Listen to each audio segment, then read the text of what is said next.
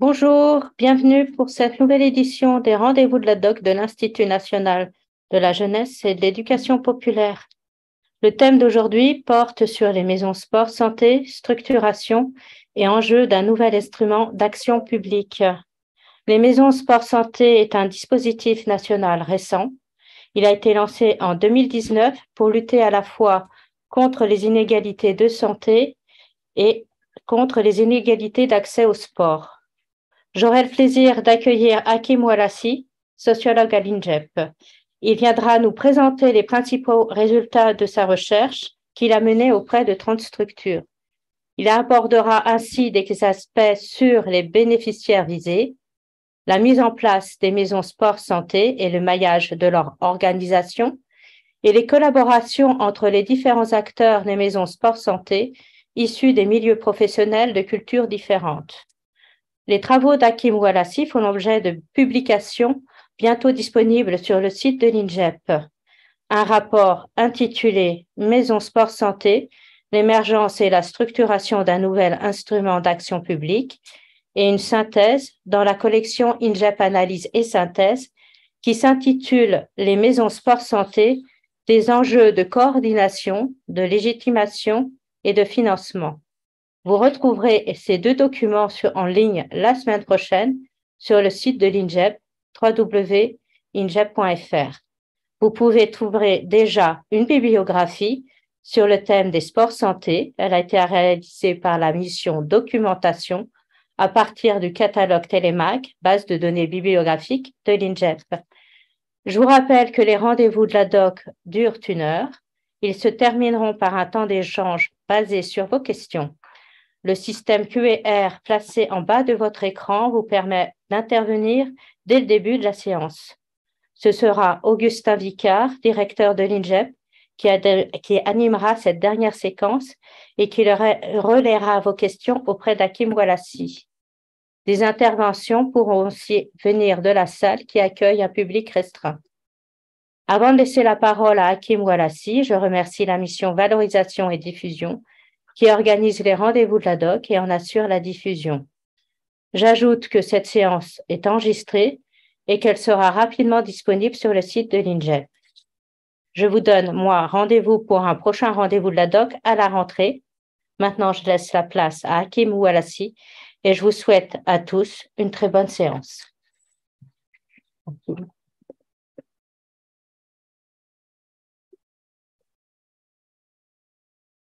Merci Isabelle. Bonjour à toutes et à tous.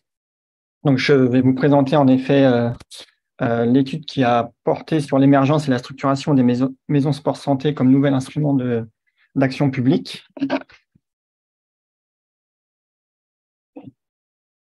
Alors, l'étude vise à répondre à la question suivante: comment la question du sport santé, dont s'est récemment emparée l'action publique, a-t-elle été appropriée et coordonnée sur le terrain à travers le cas des maisons sport santé?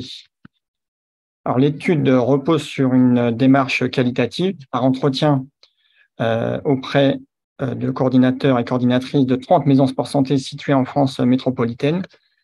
Des observations in situ, dont quelques-unes ont été participantes, ont porté sur des séances de bilan de conditions physiques et des séances d'activité physique adaptées.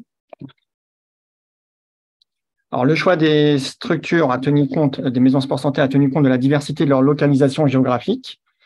Donc, j'ai essayé de faire varier en effet le milieu urbain, périurbain, rural, en lien avec les lieux de résidence des usagers, d'une part, et des publics ciblés, d'autre part, ainsi que de leur statut. Donc, les maisons sport santé ont différents statuts, associations, sociétés, ou par exemple, mission d'une fédération ou d'une collectivité. Alors, les coordinatrices et coordinateurs enquêtés sont jeunes, surtout des femmes, dans la plupart des cas des femmes, possèdent la plupart en effet un master en STAPS, donc sciences et techniques des activités physiques et sportives, mention activité physique adaptée et santé. Alors, cette approche par le bas est focalisée sur les acteurs qui mettent concrètement en œuvre le sport santé sur les territoires.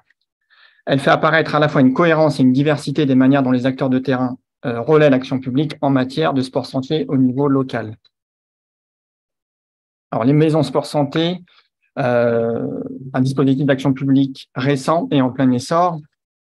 Les maisons sport santé sont donc des structures qui réunissent, et c'est là l'originalité, je crois, des professionnels de santé et du sport travaillant sur les activités physiques et sportives à des fins d'amélioration de la santé et de prévention des maladies chroniques. Ces structures sont lauréates de l'appel à projet lancé en 2019, donc, par le ministère des Sports et celui de la Santé, et qui, par conséquent, ont obtenu ce que j'appelle le label Maison Sport Santé. On se dirige maintenant plutôt vers une forme d'habilitation. Alors, ce processus de labellisation enclenché, les maisons sport santé se sont déployées rapidement sur l'ensemble du territoire national avec l'appui en 2022 d'un financement du ministère des Sports de plus de 4 millions d'euros. Elles sont ainsi passées de 138 structures labellisées en 2019 à 573 en 2023, dépassant ainsi l'objectif initial de 500 structures, soit en moyenne 6 structures par département. Donc, ça donne un peu une idée de la répartition sur le territoire national. En 2021, 57 maisons sport santé étaient localisées en quartier prioritaire de la politique de la ville, QPV, et 29 en zone de revitalisation rurale, ZRR. C'était quelque chose qui m'intéressait dans le cadre de l'étude, la répartition selon la caractérisation des zones urbaines ou rurales, selon la typologie aussi de la géographie prioritaire. Les maisons sport santé sont pour moitié de nature associative, mais elles peuvent aussi avoir d'autres statuts. Donc, comme je l'ai déjà dit, société commerciale, collectivité territoriale, ou plus marginalement, établissement public de santé, des CHU par exemple, ou même des plateformes numériques, des sites Internet, ou des centres d'appel qui vont dispatcher les publics ou les usagers et usagères vers des structures qui pratiquent l'activité physique adaptée, ou encore, par exemple, des structures itinérantes. Donc, il y a au moins un exemple d'un bus itinérant qui se déplace sur un territoire restreint et qui va vers les publics éloignés de l'activité physique et sportive. Alors, l'objectif central des maisons sport santé est de permettre au public éloigné de l'activité physique et sportive de commencer ou de reprendre une activité physique qui est adaptée, sécurisée et encadrée par des éducateurs professionnels formés précisément aux activités physiques adaptées, dites APA.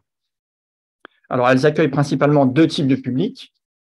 Alors, d'une part, des publics sujets à des affections de longue durée, telles que l'obésité, le diabète, les maladies cardiovasculaires, auxquels s'impose une activité physique adaptée, prescrite par un médecin et encadrée par des éducateurs professionnels formés aux APA, activité physique adaptée, ainsi que le prévoit le dispositif dit de sport sur ordonnance.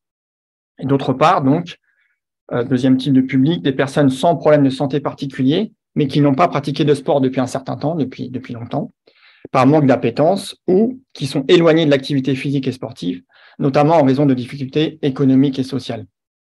Depuis 2019, d'après les chiffres du ministère, environ 360 000 personnes ont ainsi été suivies par une maison sport santé. Alors, les maisons sport santé ont une quadruple mission, ou 4 missions principales. La première consiste à accueillir le public souhaitant pratiquer ou reprendre une activité physique et sportive à des fins de santé, d'abord, et de bien-être. Il s'agit aussi de le renseigner, le public, sur les offres de pratiques disponibles localement. Donc, essayer d'identifier avec eux le tissu associatif qui encadre les pratiques sportives au niveau local. L'informer et le conseiller sur les bienfaits de l'activité physique et sportive ou adaptée. Et enfin, l'orienter vers des professionnels qualifiés en matière d'APA ou peut-être plus largement de pratiques sportives. Donc, plus concrètement, les maisons sport santé mettent en place un programme passerelle, comme ça qu'il est appelé, qui est un dispositif qui accueille et oriente les publics, en particulier donc, du coup, ceux qui sont les plus éloignés de l'activité physique et sportive, et si possible, qui encadrent leurs activités physiques et sportives adaptées sur un temps défini de 12 séances, avec l'objectif de rendre les usagers autonomes. Je reviendrai sur ce point plus précisément plus tard. Elles organisent les maisons sport santé également pour chaque nouvel usager. Donc, quand l'usager arrive dans la maison sport santé, donc est organisé en effet un entretien dit motivationnel afin de mieux cibler les envies, les besoins aussi des usagers et des usagères, ainsi, c'est important, d'éventuelles contre-indications à l'activité physique et sportive. Donc, à l'issue de ces 12 séances liées au programme passerelle, les usagers et usagères sont orientés vers une association sportive de leur choix afin de poursuivre l'activité physique. Alors ça, c'est en théorie. Vous verrez que ce n'est pas forcément le cas, en tout cas pas systématiquement. Alors, les maisons sportives au croisement du sport et de la santé. Donc là, je vais évoquer un point qui m'a paru en effet caractéristique de l'émergence de ce nouveau champ du sport santé. Donc, les maisons sport santé se heurtent, malgré ce développement et cet essor, se heurtent toutefois à des difficultés liées principalement à leur modèle économique, leur gouvernance, à l'éloignement des publics et à la rencontre de cultures professionnelles différenciées. Donc, l'étude que j'ai menée apporte un éclairage en effet sur la structuration des réseaux de maisons sport santé en tant qu'espace où convergent et s'hybrident différentes professionnalités du sport et de la santé, mais aussi du social, du médico-social, etc., autour d'une cause commune, le développement du sport santé comme outil de lutte coordonnée contre la sédentarité et les inégalités d'accès à l'activité physique et sportive. Donc, les maisons sport santé visent à proposer une offre d'activité physique adaptée de proximité, ça c'est important, et s'appuie aussi sur un deuxième élément qui est très important pour comprendre en effet la structuration de ce champ, la mise en réseau d'acteurs pluriprofessionnels et pluridisciplinaires. Donc ça, c'est quelque chose qui est important à avoir en tête quand on s'intéresse en effet au développement des maisons sport santé, le fait qu'elles soient développées et elles œuvrent à ça, elles sont développées en réseau avec tout un ensemble d'acteurs qui relèvent de différents champs professionnels. Donc, on retrouve en effet dans le cadre de cette mise en réseau de différents acteurs, des éducateurs sportifs forcément, des enseignants en activité physique adaptée, APA, encore une fois, des différentes directions de la prévention et de la promotion de la santé, des ARS, agences régionales de santé, des délégations régionales académiques à la jeunesse, à l'engagement et au sport, les DRAGES, des médecins, bien sûr, des centres hospitaliers, des infirmières, des nutritionnistes, des travailleurs sociaux, des collectivités territoriales aussi, etc. Donc, ces nouveaux espaces donnent lieu à des relations complexes, faites de rencontres, bien sûr, d'échanges, de collaboration entre professionnels du sport d'une part et professionnels de la santé d'autre part, qui peuvent avoir des points de vue et des habitudes de travail divergents, plutôt pas convergents. Convergents, bien sûr, mais aussi divergents. C'est bien là la question qui m'a intéressé et que du coup, j'ai rencontré au cours de l'enquête sur le terrain. Donc, l'enquête, en effet, montre que les relations entre experts du sport et professionnels de santé, mais pas que, tous ceux que j'ai aussi nommés juste précédemment, transforment concrètement les frontières et les cultures professionnelles des acteurs investis dans le champ du sport santé. Les médecins devant, par exemple, faire davantage confiance sur le plan médical aux enseignants APA qui, eux, se sentent souvent contraints de convaincre de leur légitimité et du bien fondé et des bienfaits du sport santé. Je reviendrai aussi rapidement sur ce point qui est très intéressant et contre-intuitif. Alors, le développement rapide du réseau des maisons sport santé ne se fait pas sans obstacle, je viens de le dire, et de fortes attentes, notamment des coordinatrices et coordinateurs des maisons sport santé, s'expriment vis-à-vis de l'État et vis-à-vis précisément du développement du sport santé sur le territoire national. Donc, 3 obstacles, c'est ce que l'enquête a permis de relever, entre autres. 3 obstacles sont identifiés tant dans la collaboration interprofessionnelle que dans le développement du réseau des maisons sport santé. Donc, je vais revenir sur ces 3 obstacles brièvement. Alors, le premier d'entre eux relève donc, comme je l'ai dit, de ce que j'ai appelé le choc des cultures professionnelles, un mot peut-être un peu fort, mais il dit qu'en effet, deux cultures professionnelles étaient plutôt historiquement pas forcément en collaboration étroite, et là, elles se rencontrent dans le cadre, en effet, du développement du sport santé. Cette nouvelle catégorie d'action publique, que constitue le sport santé, opère donc une mise en commun inédite de compétences au croisement de ces deux champs, conduisant en effet, je répète un petit peu, à des collaborations et à une compréhension mutuelle plus grande entre les différents professionnels. Pour autant, les incompréhensions dans les manières de travailler de l'autre subsistent, freinant ainsi quelque peu la structuration du réseau des maisons sport santé.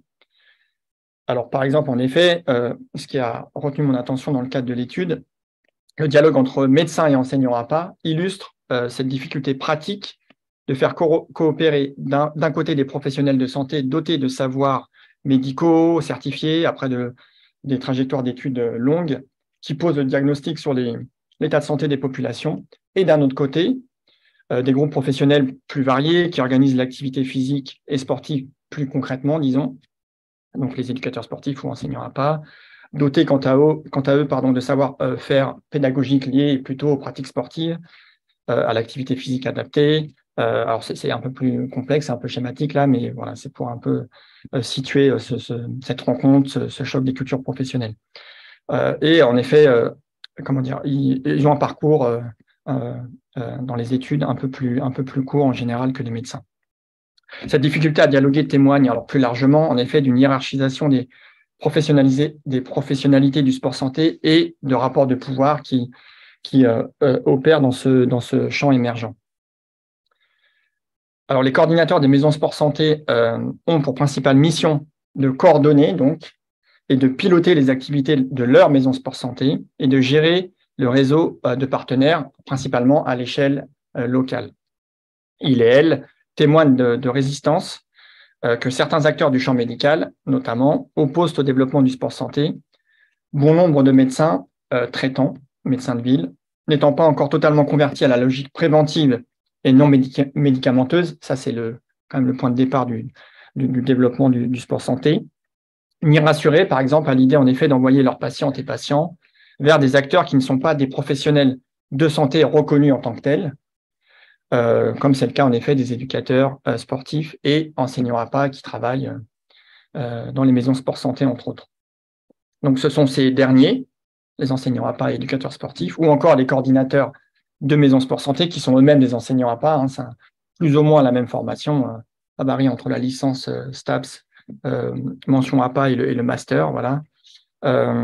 Donc ce sont ces derniers en effet qui sont amenés paradoxalement, ça c'est un des résultats de l'enquête et il me semble contre-intuitif, en tout cas ça l'a été pour moi, qui sont amenés à devoir convaincre les médecins du bien fondé du recours aux activités physiques adaptées dans le cadre d'un parcours de soins sur le plan à la fois scientifique et sur le plan pratique. Voilà, donc c'est quelque chose qui m'a paru assez paradoxal. Alors le deuxième obstacle majeur rencontré par toutes les maisons sport santé enquêtées que j'ai rencontrées est l'insuffisance de financement. Donc, l'étude montre toutefois des disparités, en effet, dans les moyens dont les maisons sport santé disposent selon leur ancrage territorial, les volontés politiques en présence localement et leur statut juridique. Que ce soit une association, collectivité territoriale, etc., ça peut jouer sur le type de financement ou plutôt le montant des financements acquis. Alors, le financement des structures et des actions sport santé n'est en général pas pérenne. Il repose sur des subventions très variables et des appels à projets qui sont en effet souvent annuels et qui, selon les coordinateurs et coordinatrices des maisons sport santé, demandent beaucoup de temps et d'énergie et ne leur permettent pas forcément de déployer ni de pérenniser leurs actions comme ils le souhaiteraient. Les ressources financières provenant des cotisations des usagers et usagères sont la plupart du temps peu élevées, surtout pour les maisons sport santé associatives, les cotisations étant variables d'une structure à l'autre, allant par exemple de 65 € à 255 € à l'année dans les maisons sport santé enquêtées, ce qui fait que ça ne constitue pas forcément une source de revenus qui permettrait de financer tel ou tel projet autour de l'activité physique adaptée. Par ailleurs, pour les coordinateurs des maisons sport santé, l'absence de prise en charge systématique par l'assurance maladie et les mutuelles des activités de maisons sport santé et des prescriptions de sport sur ordonnance constituent, selon eux et elles, clairement un obstacle au développement des activités physiques adaptées comme déterminant de santé. Il y a un certain nombre de mutuelles qui, en effet, remboursent le sport sur ordonnance, alors très localement, selon certaines conditions, mais ce n'est pas encore quelque chose qui est développé ou qui est uniformisé au niveau national. Et ça, c'est quelque chose qui est au moins questionné par les coordinatrices et coordinateurs de maisons sport santé, voire qui est mis à l'agenda politique ou qui est réclamé par les coordinatrices et coordinateurs. Pour elles et eux, il y a vraiment un enjeu là dans le développement du sport santé au niveau national. Alors, enfin, les coordinatrices et coordinateurs des maisons sport santé de l'enquête qui se sont structurés en société à but lucratif, donc, apprécie globalement l'obtention de ce que j'ai appelé le label Maison Sport Santé et la reconnaissance que ce label octroie, en effet, mais regrette l'impossibilité d'adjoindre à cette reconnaissance ministérielle des subventions, puisqu'ils sont pas en mesure légalement, juridiquement, de recevoir des subventions publiques, à la différence de structures publiques ou associatives, alors même qu'elles et ils ont le sentiment que leur maison sport santé remplit une mission de service public. Donc là, c'était un point de tension aussi que l'enquête permet un peu d'éclairer, intéressant entre public et privé, notamment en termes en effet de développement du sport santé à l'échelle nationale.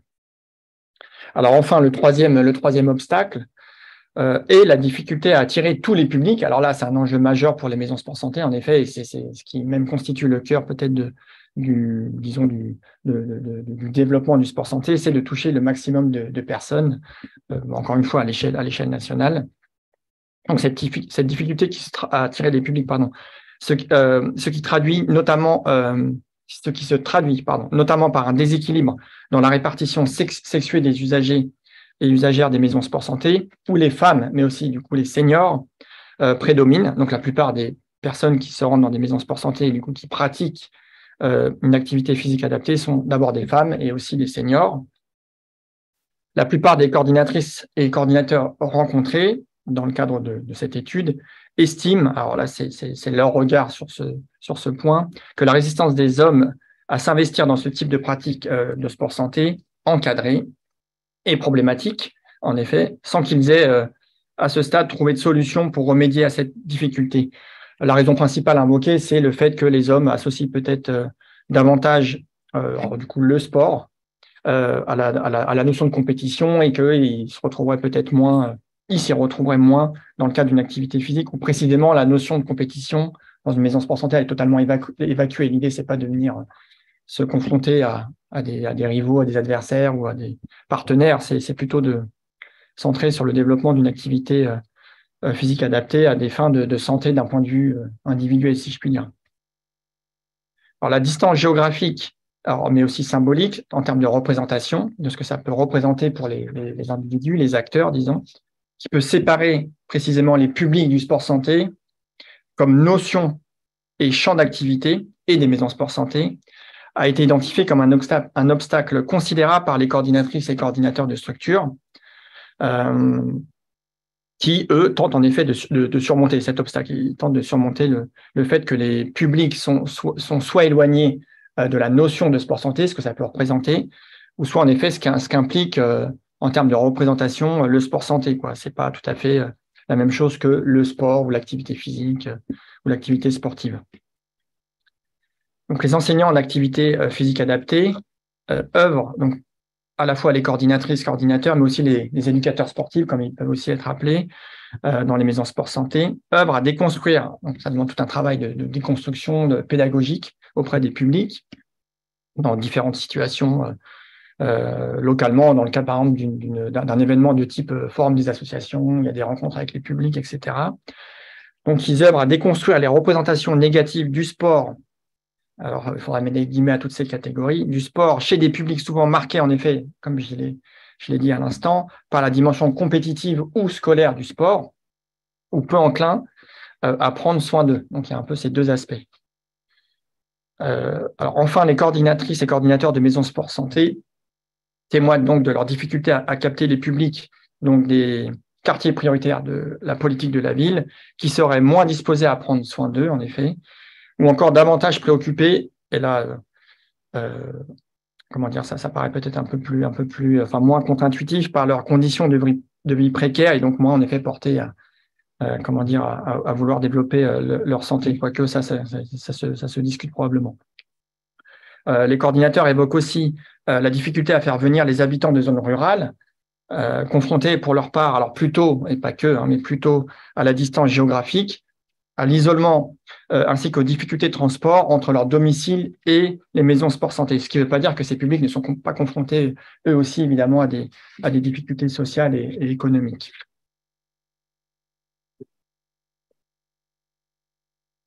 Alors, voilà, des acteurs du sport acquis à la cause, donc c'est plutôt les coordinateurs de maisons sport santé et les éducateurs sportifs. Et en effet, l'étude montre une dynamique de terrain autour du sport santé qui est vraiment bien enclenchée. Alors, malgré les différents freins que je viens d'évoquer, la dynamique sport santé semble bien enclenchée dans de nombreux territoires.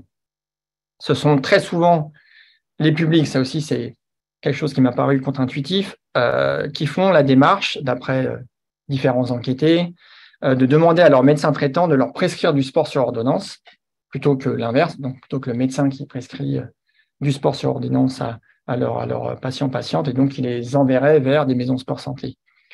Le bouche à oreille donc, fonctionne très bien pour le recrutement des publics, des maisons sport santé, donc surtout des publics dits seniors, d'après les enquêtés. Alors en fait, par exemple, ce qu'on apprend dans l'enquête, c'est que les seniors en fait s'informent beaucoup. Ils regardent soit le journal télévisé, ils lisent la presse, etc. Donc en fait, c'est une manière par laquelle sont arrivés un certain nombre usagères seniors dans les maisons sport santé. C'est en se renseignant ou par exemple en lisant un article ou en ayant vu un reportage à la télé sur les maisons sport santé et les bienfaits de l'activité physique adaptée.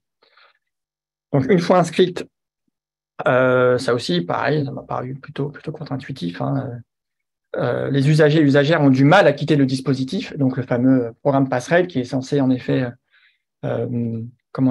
organiser l'activité physique adaptée sur 12 séances et pas au-delà.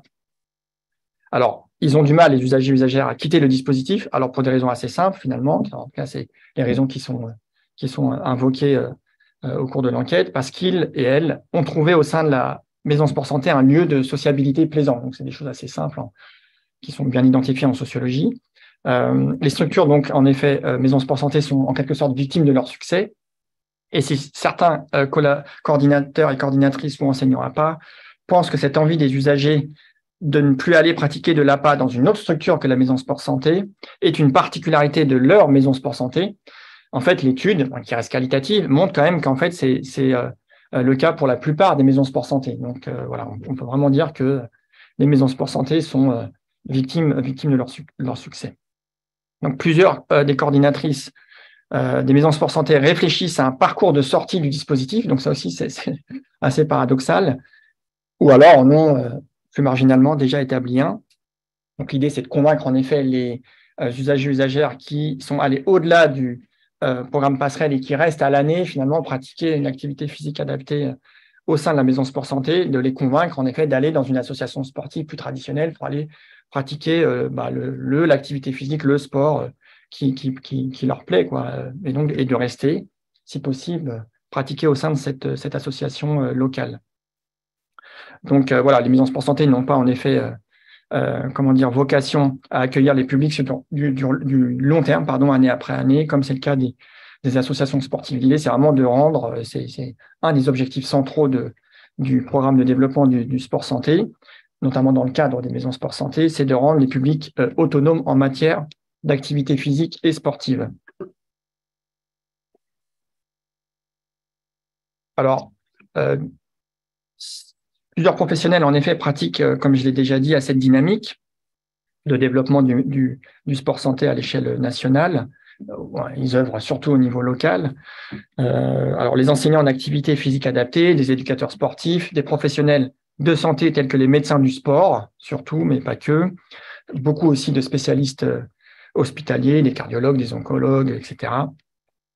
Les coordinateurs de maisons sport santé, donc souvent des éducateurs sportifs formés à l'activité physique adaptée, qui disposent de compétences, je l'ai aussi déjà dit rapidement, compétences pluridisciplinaires, mais c'est important, dans le domaine des sciences du vivant, des sciences humaines, des pratiques physiques et sportives, bien évidemment, et artistiques, mais aussi les savoirs qu'on pourrait qualifier de méthodologiques et complémentaires, comme le secourisme, ou alors des compétences en matière d'outils numériques, de développement Internet, etc. Alors ça, c'est important parce qu'il y a tout un aspect du développement justement des maisons sport santé qui a trait au développement de l'information sur Internet et en lien avec précisément la maison sport santé et ses activités à travers des sites Internet, Facebook, Instagram, etc., etc.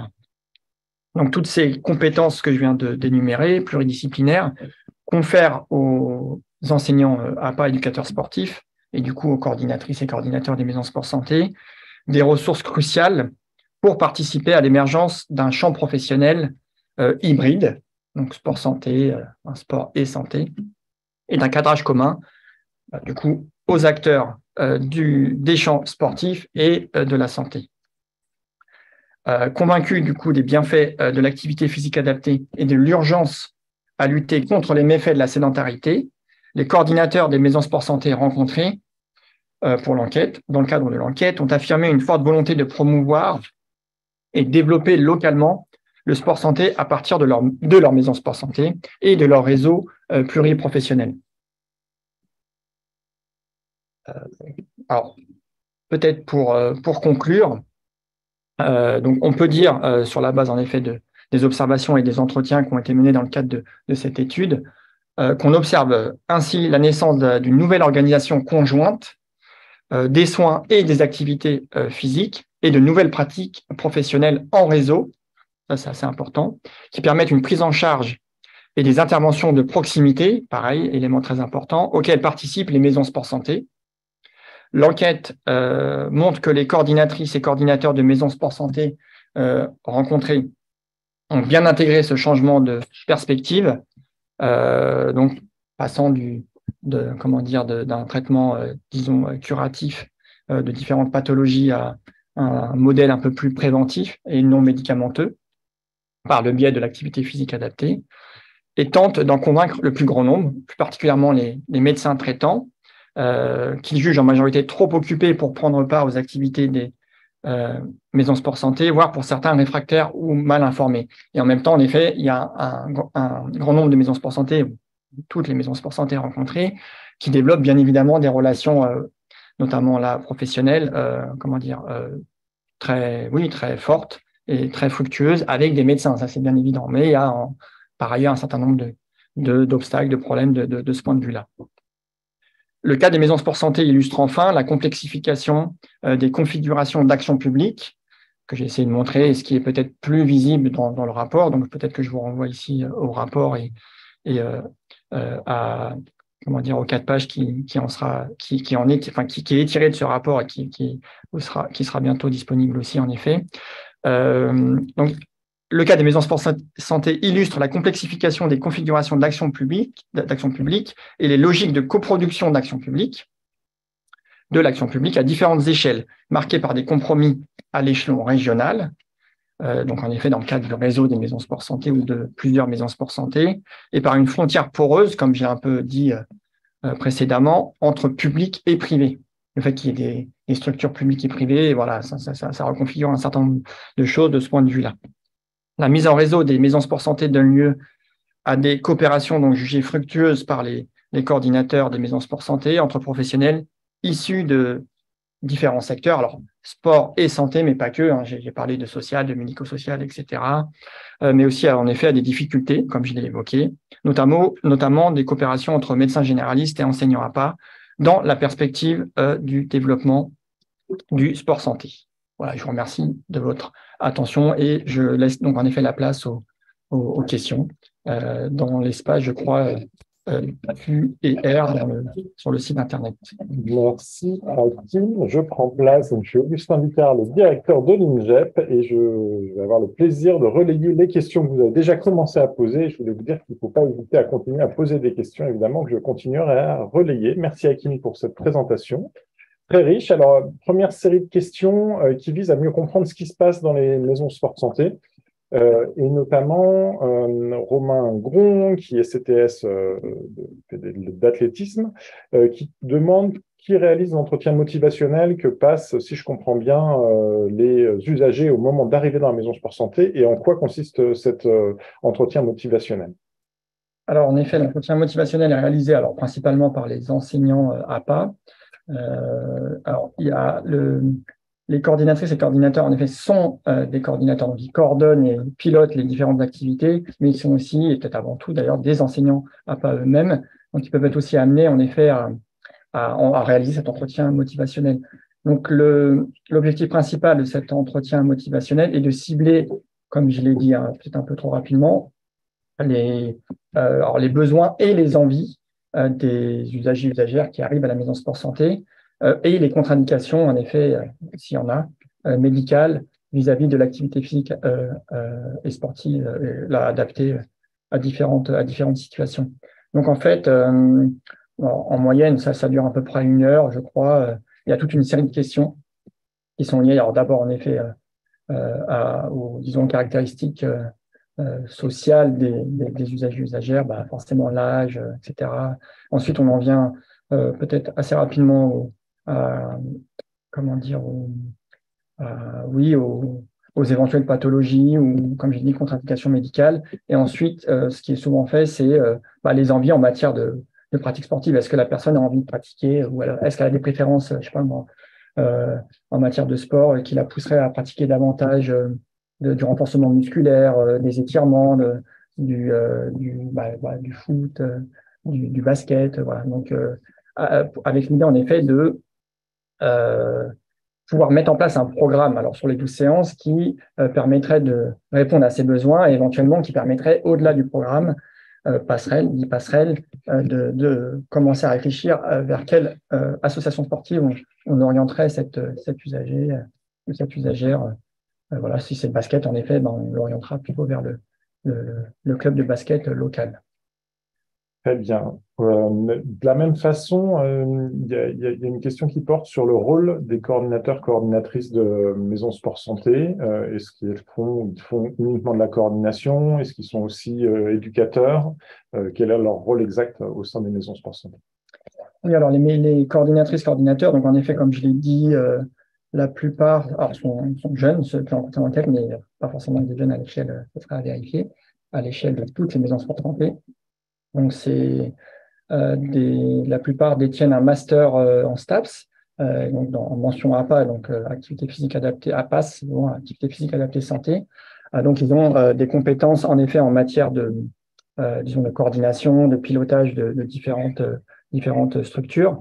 Mais c'est, je crois, en effet, d'abord des enseignants APA, donc ils sont à la fois en mesure d'organiser, de piloter les différentes actions des maisons sport santé, alors sur différents plans organisationnels, en termes par exemple, de publicisation aussi des activités de la maison sport santé. Comme j'ai dit, j'ai donné un exemple, organiser un petit atelier, un stand, par exemple, dans le cadre d'un forum des associations au niveau local pour essayer de faire de la pub à la maison sport santé, ou d'attirer des publics en tout cas. Ils peuvent également, en effet, se charger d'aller à la recherche de financement pour la maison sport santé. C'est plutôt eux qui vont faire ça. Mais ils peuvent aussi tout à fait, en effet, participer à l'organisation concrète de l'activité, des activités physiques et sportives dans le cadre de la maison sport santé. Voilà. D'accord. Alors, par rapport à ces coordinateurs de maisons sport santé, il y a une question. Est-ce que tu as rencontré, tu parles d'un profil jeune, plutôt de personnes diplômées d'APA, mais il y a aussi, je crois, des coordinateurs, coordinatrices qui sont eux-mêmes médecins. Est-ce que ça change quelque chose en termes de maisons sport santé quand c'est ce profil-là qui dirige ou coordonne la maison sport santé? Alors, ça va être difficile de répondre à la question avec des éléments empiriques, vu que la plupart des personnes que j'ai rencontrées, en effet, sont précisément des coordinatrices, coordinateurs qui possèdent un master de STAPS et qui ne sont pas médecins.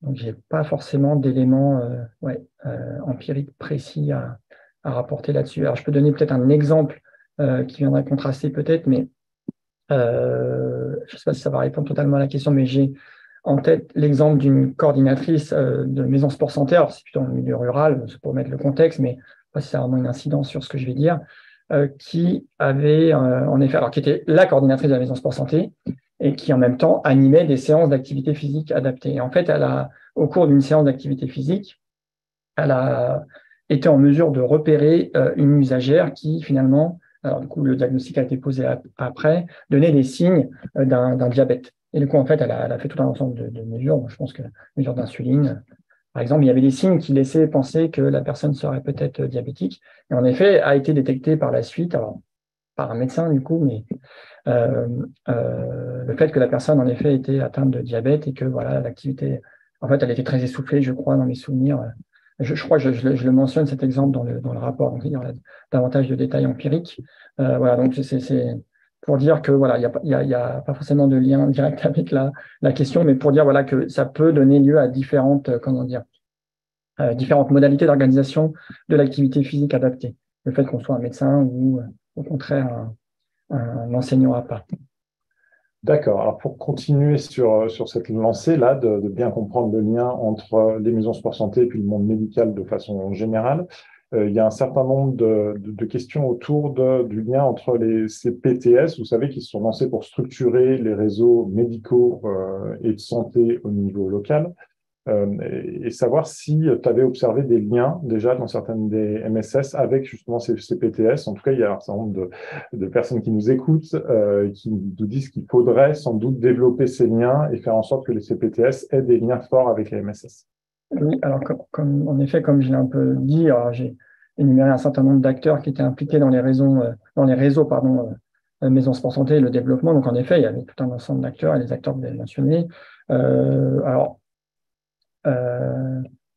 Comment dire, j'ai pas en effet pu, par exemple, observer un certain nombre ça peut prendre la forme de réunions, par exemple, où il y aura des CTPS, coordinateurs, coordinatrices de maison sport santé, des agences régionales de santé, etc. J'ai pas pu observer ce type de réunion, par exemple, et j'aurais en effet des éléments empiriques plus riches à donner, mais j'ai en effet repéré ce type de collaboration, disons, entre ces différents acteurs.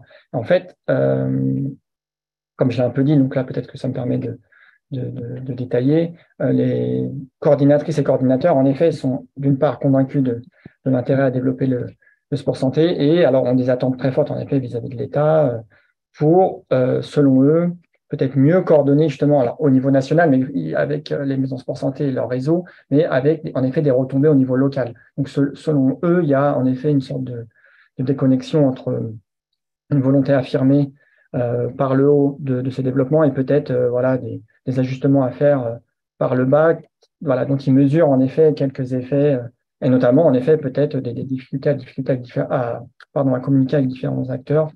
Alors, j'ai pas d'éléments sur en effet des difficultés à communiquer avec les CTPS ou d'autres acteurs de ce type, mais c'était un peu le message général comment dire, des enquêtés que j'ai pu rencontrer. Ouais, d'autres auditeurs nous mentionnent qu'il n'y a pas eu forcément beaucoup de communication nationale, de communication sur l'APA et l'existence des maisons sport santé, ce qui limite aussi évidemment leur appropriation à la fois par les professionnels de santé, mais aussi par le grand public. Sur le rôle des MSS, plusieurs personnes nous disent que finalement, le but en 2019, c'était non seulement de proposer de l'activité physique adaptée, mais vraiment de créer un réseau, une mise en réseau, c'est ce dont tu parles. Et se disent peut-être que ça a bien marché sur cette partie-là, c'est-à-dire continuer à proposer de l'activité physique adaptée, mais que finalement, c'est beaucoup de maisons sport santé précédemment, sous forme d'association, faisaient de l'activité physique adaptée, continuent à en faire, mais n'ont peut-être pas pris complètement la mesure de leur rôle de mise en réseau.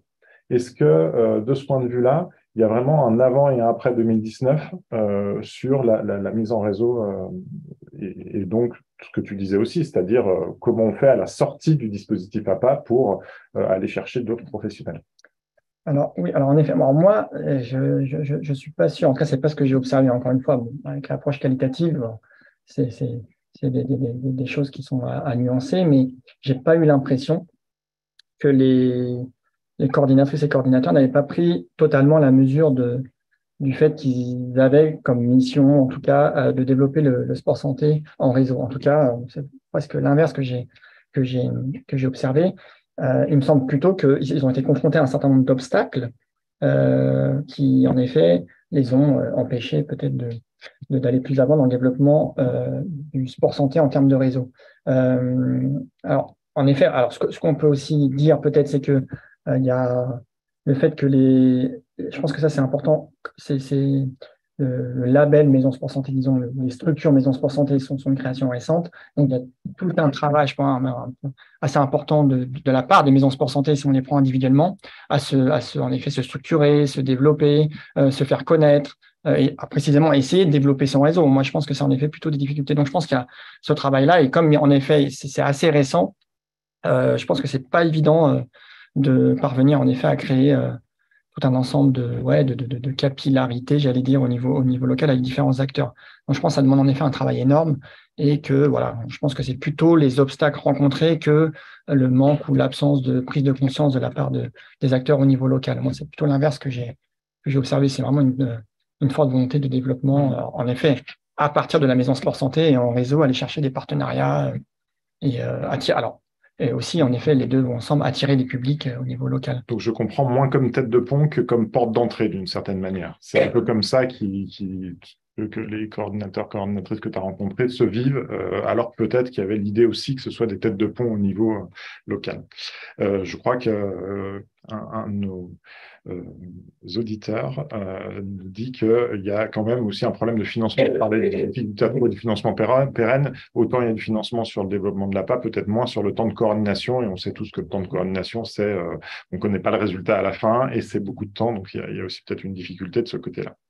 Il y a une autre série de questions pour mieux comprendre le public. Tu as dit un certain nombre de choses sur le public, hein, déjà, plus de seniors, plus de femmes, c'est ce que j'ai retenu en tout cas. C'est plutôt elles et eux qui vont directement chercher leur médecin pour pouvoir s'inscrire, et puis ensuite, ils ont du mal à partir. C'est ce que j'ai retenu peut-être de façon un peu caricaturale. Mais là, on me pose des questions sur les inégalités sociales, c'est-à-dire est-ce que au-delà de ça, au-delà de l'âge, au-delà du sexe, est-ce qu'il y a des différences? Et on sait qu'il y a de fortes différentiels d'accès aux activités physico-sportives, au sport. L'INJEP publie beaucoup là-dessus d'ailleurs. Je vous renvoie à toutes nos publications. Mais pour ce qui est de l'APA, de l'activité physique adaptée, est-ce qu'on retrouve les mêmes difficultés ou les mêmes gravures sociales? Alors, en effet, alors là, pareil, je vais redire un peu ce que j'ai dit tout à l'heure. L'enquête, du coup, qualitative, l'approche qualitative permet de dire des choses, mais des choses un peu limitées, en tout cas en termes comment dire, oui, enfin, on peut pas généraliser un certain nombre de choses, et notamment, en effet, sur l'aspect socio-économique, et en plus ajouter à cela sur l'aspect des publics. L'enquête ne porte pas sur les publics, mais sur les coordinateurs. Alors, c'était mon intention au départ, et ça donnera peut-être lieu à une enquête par la suite sur les publics précisément, donc porte pas sur les publics. Mais j'ai pu en effet recueillir un certain nombre de données sur les publics qui m'ont été transmises par les maisons sport santé, alors pas toutes, hein, quand elles les avaient à disposition, elles les ont éventuellement transmises. Ce qui apparaît relativement clairement, c'est qu'en effet, alors il faut aussi faire varier selon la maison sport santé, notamment son emplacement, comme je l'ai dit, et les publics qu'elle cible prioritairement. Mais la plupart des maisons sport santé sur lesquelles j'ai enquêté, en effet, touchaient en matière de public principalement des femmes, principalement des seniors et principalement des classes moyennes ou supérieures. Et beaucoup moins, alors c'est en effet une priorité dans l'appel à projet des maisons sport santé, beaucoup moins des personnes, disons, des catégories populaires ou résidant par exemple, en effet, en quartier prioritaire de la ville ou en zone rurale à revitaliser. Donc, voilà, il y a de fortes inégalités, comment dire, et de disparités socio-économiques en matière d'accès à l'activité physique adaptée. Alors, je renvoie peut-être la personne qui a fait la remarque ou évoqué ou fait, énoncer la question au rapport où il y a des éléments un peu plus empiriques, un peu plus qualitatifs sur, en effet, comment dire, certains publics en quartier prioritaire de la ville notamment, mais pas que. Il y a des éléments oui, en effet, très, très qualitatifs qui permettraient d'éclairer en effet une partie de la question aussi. Ok, merci beaucoup. On a pas mal parlé du lien entre les maisons sport santé et tout l'univers de la santé, un peu moins avec les acteurs du sport. Il y a pas mal de questions là-dessus, c'est-à-dire que quand tu fais le constat que les gens ont du mal à partir, les usagers des maisons sport santé, c'est peut-être parce qu'il manque une marche dans le sport ou dans les fédérations ou ce que les clubs, les associations sportives peuvent proposer. Est-ce qu'il y a là une question qui dit il manque peut-être une marche là, quelque chose qui devrait se créer avec les associations sportives pour que ça soit facile de sortir du programme passerelle pour aller vers quelque chose qui ne soit pas totalement du sport, loisir ou compétition, mais peut-être encore autre chose. Est-ce qu'il y a eu des réflexions par rapport à ça ou des difficultés aussi par rapport au monde sportif? Alors, en effet, pareil. Alors, j'ai repéré en effet des difficultés à alors, communiquer, non, pas forcément, mais à établir des relations qui permettraient en effet de faire passer les usagers et usagères des maisons sport santé vers les associations sportives. Et donc, un certain nombre de coordinatrices, coordinateurs, en effet, demandent ou souhaiteraient que soit mise en place, alors c'est déjà le cas, hein, mais des formations auprès d'éducateurs sportifs qui opèrent plutôt dans les associations sportives. Alors, il y a déjà des référents, je crois qu'ils sont appelés un peu comme ça, des référents sport santé dans un certain nombre de fédérations sportives ou d'associations sportives, donc de clubs sportifs. Mais en fait, il y a un certain nombre d'enquêtés qui demandent en effet à ce que ça soit peut-être un peu plus formalisé ou un peu plus poussé pour qu'en effet il y ait une sorte de canal qui permette en effet de passer du programme passerelle vers les associations sportives et que ce canal soit pas rempli d'obstacles comme c'est le cas. Alors là, les obstacles sont finalement assez intéressants et ça peut même constituer un levier. C'est paradoxal, c'est le fait que les personnes finissent par être très motivées. Alors, elles reviennent dans la maison sport santé, c'est pas l'idée de départ en effet, mais voilà, on peut peut-être se servir de ce levier pour essayer de les transférer, si je puis dire, vers les associations sportives. Donc peut-être qu'il y a un travail en effet en matière de, je sais pas, de formation du côté du champ sportif qui permettrait d'accueillir peut-être mieux les usagers de maisons sport santé. D'accord. Alors, il y a pas mal de remarques, ce pas forcément des questions pour toi, mais je veux les relayer aussi, sur le fait qu'il y a des financements en termes de santé ou peut-être d'autres dispositifs auxquels pourraient participer les maisons sport santé. Par exemple, il y a des bilans qui sont mis en place maintenant de façon systématique dans le cadre par le ministère de la Santé, avec les CEPAM. Avec la suggestion, pourquoi pas qu'une partie de ces bilans soit réalisée dans les maisons sport santé, le fait de participer à des grands événements autour de la santé ou du sport et les maisons sport santé pourraient être introduites dans ce cadre-là. Et puis, il y a toujours la question, hein, vous le savez, les maisons sport santé, on parle de sport sur ordonnance, mais il n'y a pas de remboursement de la part de l'assurance maladie de ces prescriptions-là. Il y a parfois des aides des mutuelles, parfois des aides locales qui peuvent prendre en charge tout ou partie de ces cotisations, mais ce n'est pas le cas. Voilà. Et donc, il y a beaucoup, évidemment, de questions sur est-ce qu'en 2024, il y aura une prise en charge ou des aides spécifiques qui seront mises en place. Alors, nous, on est mal placé à l'INJEP pour pouvoir vous répondre à cette question. Je pense que tu ne pourras pas y répondre beaucoup plus. Je passe à un autre type de questions. Je suis désolé, il y a beaucoup de questions, donc je vais avoir du mal à tout poser. J'essaye quand même, dans la mesure du possible. Un exemple de la maison sport santé du Montreuillois, donc j'imagine pas très loin d'ici, ou à Montreuil. Mais non, sans doute pas, puisque c'est situé en milieu rural, donc ça ne doit pas être ça. Plus de 50% ZRR, c'est un autre Montreuil. Il y a beaucoup de Montreuil en France. En tout cas, ils disent qu'ils travaillent en itinérance et que c'est ça, et avec l'ouverture d'annexes, tu parlais des difficultés d'accès en milieu rural, c'est peut-être aussi une façon de faire. Est-ce que tu as d'autres exemples comme ça de bonnes pratiques, que ce soit en ZRR, peut-être en QPV, ailleurs, pour essayer d'aller vers, hein, c'est le grand mot à la mode, aller vers les publics, mais là, est-ce qu'en matière de maison sport santé, de sport santé, il y a des exemples que tu as pu repérer? Oui, alors en effet, les seuls exemples que j'ai, ils ressemblent un peu à celui-ci. C'est le fait d'être dans une forme d'itinérance et du coup d'aller vers les publics. C'est un peu l'une des rares, en tout cas à ma connaissance, solutions qui a été trouvée. Donc plutôt d'essayer de surmonter la difficulté à faire venir les publics vers la maison sport santé, vraiment des difficultés quasi insurmontables pour la plupart des maisons sport santé rencontrées. L'idée, c'est d'aller vers les publics qui sont éloignés de l'activité physique et sportive. Il y a un exemple, ou même plusieurs, je crois, mais j'ai connaissance d'un exemple d'un bus, je crois que c'est dans le Nord et peut-être à Amiens, autour d'Amiens. Donc une structure de maison sport santé qui se sert d'un bus pour se déplacer, notamment dans les quartiers prioritaires de la ville, et qui en effet ensuite développe, organise, encadre des activités sur le lieu d'arrivée, j'allais dire. Je sais que c'est aussi le cas pour un certain nombre de maisons sport santé rencontrées qui opèrent en zone rurale. Ils font pas avec un bus, mais c'est les éducateurs. Là, en plus, c'est la coordinatrice elle-même qui se déplace dans un certain nombre de villages et qui, voilà, de manière assez simple aussi, organise des activités physiques adaptées, alors en extérieur ou alors dans des salles communales, etc. Donc voilà, c'est des exemples qui se recoupent et avec l'idée en effet d'aller vers. À ma connaissance, il n'y a pas d'autres types de pratiques qui seraient innovantes ou voilà mais il y en a peut-être, hein, mais à vérifier. D'accord, merci. On se dirige vers la fin de cette séquence. J'ai une dernière question que je vais te poser. Je n'aurai pas le temps de tout poser, mais je voulais dire aussi qu'il y a un certain nombre de remarques, de suggestions.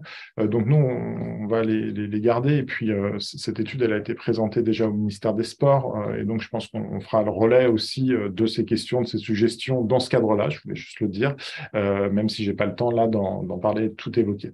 Il y a une nouvelle question sur la gouvernance que je trouve particulièrement intéressante, qui est de dire finalement qui doit avoir le rôle de coordination, parce qu'on a dit qu'il y avait un rôle de mise en place d'ateliers APA, d'accueil du public de la part de ces MSS, mais il y avait aussi un rôle de coordination. Et sur ce rôle de coordination, est-ce que finalement c'est logique que ce soit les MSS, donc des structures qui sont souvent associatives, mais pas seulement, qui assure ce rôle, ou il faudrait que ce soit les pouvoirs publics qui le fassent? Et puis, je crois que c'est dans ton rapport aussi, est-ce que finalement, quand on labellise plusieurs, alors 6 en moyenne par département, mais parfois il y en a plus, MSS, est-ce qu'il n'y a pas des problèmes de concurrence, justement, puisque qui dit maillage territorial, qui dit coordination, dit avant tout coordonner entre les MSS du même département? Est-ce que là, il n'y a pas des enjeux de ce point de vue-là, et comment c'est vu du terrain par les coordinateurs et coordinatrices? Oui, alors pour la deuxième partie de la question, peut-être en effet, alors j'ai des exemples du coup concrets, empiriques, rencontrés sur le terrain, du coup, alors un peu des deux, hein, des formes de concurrence, mais alors comme je l'ai dit, je n'ai cessé de le dire, des formes de collaboration. Alors je donne un exemple d'une maison sport santé que je vais garder anonyme, qui fait état par exemple de formes de concurrence où des acteurs du sport se sont emparés jusqu'à l'appellation de la maison sport santé pour publiciser autour d'eux, sur Internet notamment, le fait qu'ils pratiquent eux-mêmes des activités de sport santé. Donc, il y a des formes d'usurpation possibles, avérées apparemment, d'usage, d'appropriation en fait du label presque maison sport santé, en tout cas de fait que ces acteurs qui sont pas forcément habilités à le faire, en effet se disent encadrants en matière de sport santé. Alors ça ils ont un peu le cas limite des formes de concurrence, mais peut-être plus proche de ce que tu viens d'évoquer. Il y a des formes de concurrence en effet dans la mesure où de fait, au vu du développement du sport santé, donc jusqu'à 6 par maison sport santé par département, il faut en quelque sorte se répartir le territoire concerné. Et donc, en effet, voilà, c'est pas forcément évident de se positionner sur tel ou tel territoire. J'ai un exemple concret, une région de France où il y a un certain nombre de maisons sport santé, l'un des départements, je crois qu'il y en a le plus, où en effet, alors là, c'est très intéressant, c'est un peu l'inverse. Les maisons sport santé se sont coordonnées entre elles. Alors, c'est même le principe même du développement des maisons sport santé, de leur réseau, mais là, elles se sont montées en quelque sorte en comité régional, départemental, pour mieux se répartir le territoire. Alors, pas en termes de part de marché, mais alors, leur idée principale était notamment de mieux atteindre, mieux cibler les territoires en zone rurale et les publics en zone rurale. Donc, il y a des formes de collaboration très concrètes comme ça. Du coup, ils se réunissent régulièrement pour essayer de développer des bonnes pratiques de ce type. Et la première partie de la question, je l'ai. La première partie, c'était sur ces enjeux de coordination. Est-ce que finalement, les maisons sport santé, avec leur statut disparate, peuvent l'assurer, comme tu l'as peut-être montré là, il y a cet exemple particulier, ou est-ce que c'est plutôt une responsabilité qui devrait échoir au pouvoir public? Oui, alors très rapidement, pour finir, alors, peut-être pas à moi de dire ce qui devrait être. Ce que je peux dire, c'est qu'en effet, les maisons sport santé ont fait cette charge, en effet, d'organiser le sport santé en réseau au niveau local. Alors, elles sont quand même appuyées par un certain nombre d'acteurs, et quand même, les agences régionales de santé sont aussi, tiennent aussi les rênes du développement du sport santé, et ce sont des acteurs importants. Donc, c'est pas que les maisons sport santé qui, en effet, développent, ou en tout cas ont la charge de développer le sport santé au niveau local. Il y a aussi tout un ensemble d'acteurs. Donc là, en effet, peut-être que c'est aussi un effet d'enquête. Le fait de focaliser sur les maisons sport santé laisserait entendre que ce sont les maisons sport santé qui ont la charge de ce développement, mais c'est un ensemble d'acteurs. Et pour finir justement par rapport à ça, tu disais que c'est peut-être aussi un effet d'enquête, et donc tu as un certain nombre de personnes qui ont écouté, qui disent que ce serait intéressant aussi d'aller voir le point de vue d'autres acteurs et actrices, déjà les usagers, savoir ce qu'il en est pour eux, mais aussi il faudrait aller voir ceux qui ne sont pas usagers et qui pourraient l'être, ce qui n'est jamais facile évidemment, et puis aller voir les ARS justement, ceux qui développent par ailleurs et qui pilotent le sport santé pour connaître leurs sentiments. Et ça, je pense que c'est vrai que c'est des prolongements qui seraient intéressants ou qui seront intéressants, et on verra si on continue, nous, à investir ce sujet. En tout cas, je voulais vous remercier énormément pour votre participation à cette séquence. On était un peu plus de 120 pour pouvoir assister à ce webinaire. J'en suis très heureux. Et donc, je vous rappelle que le rapport et puis le 4 pages qui est issu du rapport seront publiés d'ici une semaine normalement. Et donc, n'hésitez pas à venir les télécharger sur le site de l'INGEP. Merci Hakim encore et à très bientôt puisqu'on se retrouve à la rentrée pour un nouveau rendez-vous de la doc.